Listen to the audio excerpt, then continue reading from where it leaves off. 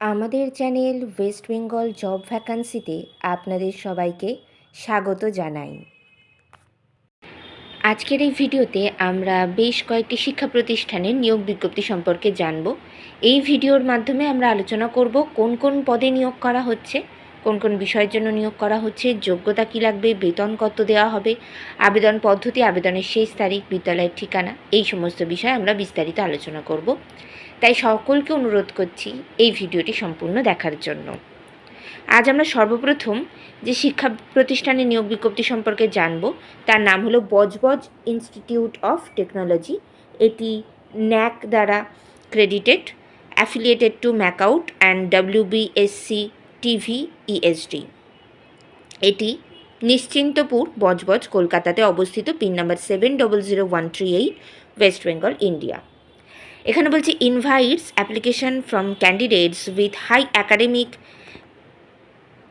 Credential and research mind for the following position.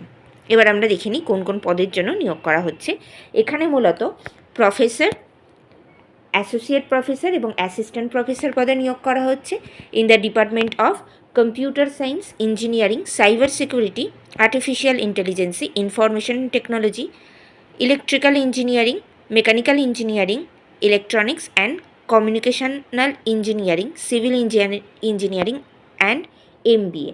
এই সমস্ত বিষয়ের জন্য কিন্তু এখানে এই সমস্ত ডিপার্টমেন্টে এখানে প্রফেসর, অ্যাসোসিয়েট প্রফেসর এবং অ্যাসিস্ট্যান্ট প্রফেসর হিসেবে নিয়োগ করা হচ্ছে। আপনারা যারা আবেদন করতে ইচ্ছুক তাদের এই সমস্ত বিষয়ে যে যোগ্যতা প্রয়োজন, অর্থাৎ MSc অথবা এই সমস্ত বিষয় ইঞ্জিনিয়ারিং সঙ্গে যদি কারোর PhD বা হায়ার এডুকেশন করা থাকে তারা কিন্তু এখানে অ্যাপ্লাই করতে পারবেন। The application along with the required enclosure should reach the HR of the department. অর্থাৎ আপনারা যখন ইমেলটি পাঠাবেন তখন ওই ডিপার্টমেন্টের HRকে উদ্দেশ্য করে কিন্তু ইমেলটি পাঠাতে হবে। ইমেল অ্যাড্রেসটি দেওয়া রয়েছে executive.hr@bbit.edu.in।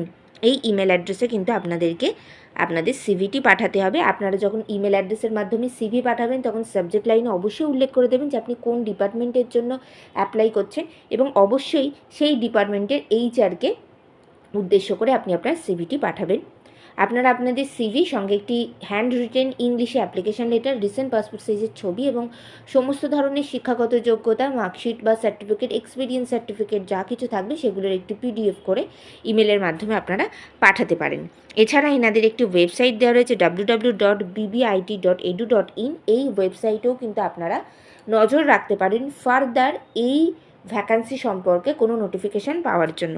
এছাড়া এখানে একটি কন্ট্যাক্ট নাম্বার দেওয়া রয়েছে, নাম্বারটি হলো 6291505936।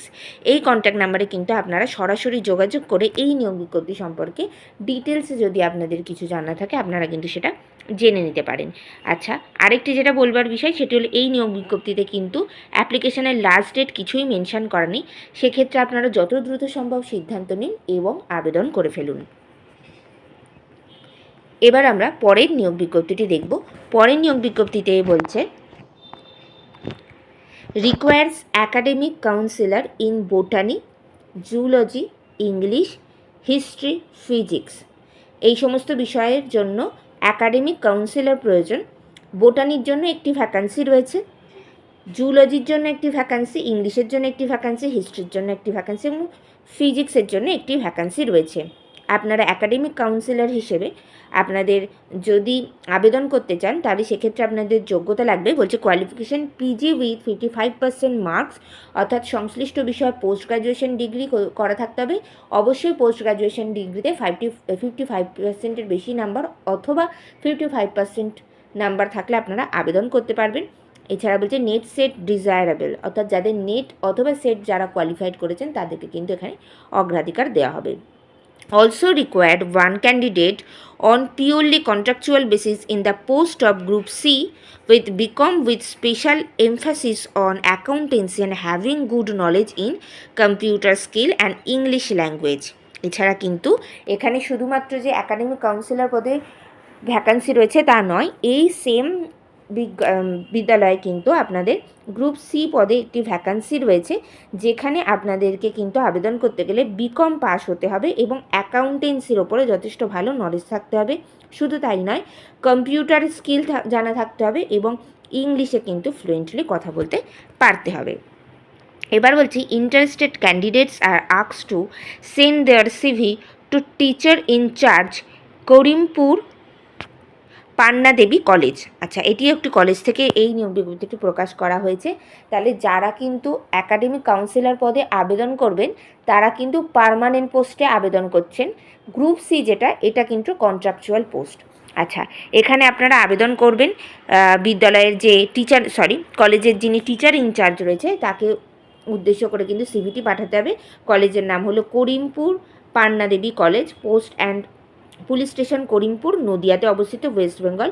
Pin number 741152. Within 1 month from the date of advertisement, shortlisted candidate will be called for interview in due time. For further details, log on to www.korimpurpannadevicollege.ac.in.